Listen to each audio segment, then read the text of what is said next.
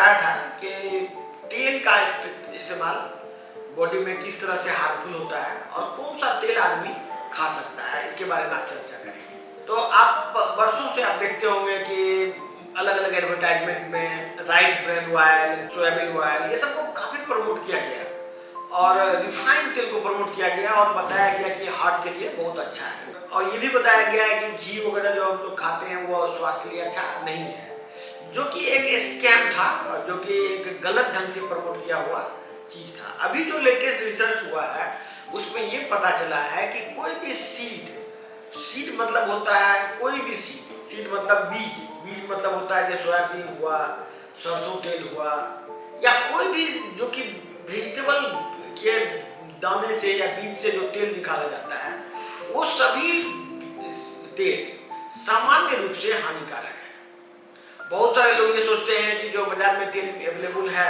सरसों तेल, उसमें पाम ऑयल मिला हुआ है या कुछ दूसरा चीज मिला हुआ है, इसलिए वो हानिकारक है।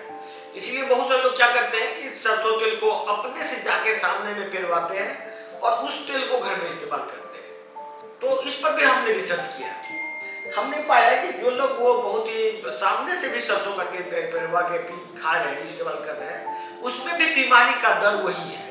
बहुत सारे लोग जो है सरसों का तेल जो है सामने में पेरवाते हैं जाके और फिर उसका इस्तेमाल करते हैं, तो उन लोगों में भी बीमारी का रेट, बीमारी की संख्या घटती नहीं है।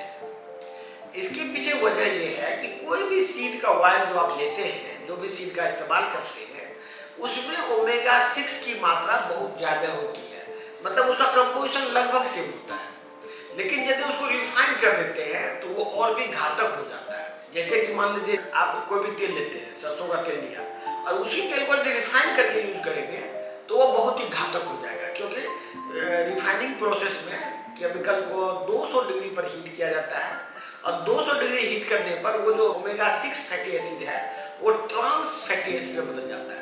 तो वो जो आप रिफाइंड तेल खाते हैं वो बेसिकली ट्रांस फैटी एसिड है और वो अचानक बहुत घातक होता है, क्योंकि वो शरीर में जाके वो जैसे कि बॉडी में एब्जॉर्ब होता है, एब्जॉर्ब होके वो जगह जगह जहाँ जहाँ जाता है वहाँ पे आपका जो सेल मेम्ब्रेन है उसके साथ इंटीग्रेट करके वहाँ पर सारा प्रोसेस को बाधित कर देता है, क्योंकि वो बॉडी ये बात नहीं समझ सकता है कि ये चीज़ जो तेल हम खा रहे हैं वो यूजफुल है कि नहीं।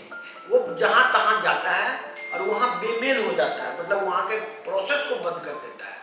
तो इसीलिए रिफाइंड तेल है वो सबसे घातक है। तो अब कौन सा तेल खाना चाहिए? तो तेल को खाने में जो हम लोग तेल जो पकाते हैं, पकाने में यूज होता है तेल, उसको 200 डिग्री पर हीट होता है।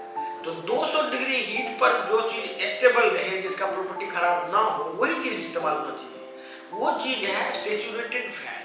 सेचुरेटेड फैट में सबसे पहला आता है एनिमल ऑयल। जैसे कोई जानवर का चर्बी निकाल के भी लोग तेल में इस्तेमाल करते हैं, बहुत सारा बाजार में भी उपलब्ध है, वो तेल सही है, आप यूज कर सकते हैं। दूसरा बढ़िया तेल है घी, जो घी या गाय या भैंस का घी जो सेचुरेटेड है, जो जम जाता है, वो भी आप तेल इस्तेमाल कर सकते हैं। तीसरा है नारियल तेल। नारियल तेल भी सेचुरेटेड तेल होता है और उसको भी ये तीनों के अलावा, मतलब एनिमल फैट, नारियल तेल और घी, ये तीनों के अलावा यदि कोई भी तेल आप यूज करते हैं कुकिंग में तो वो आपके लिए समान रूप से घातक है।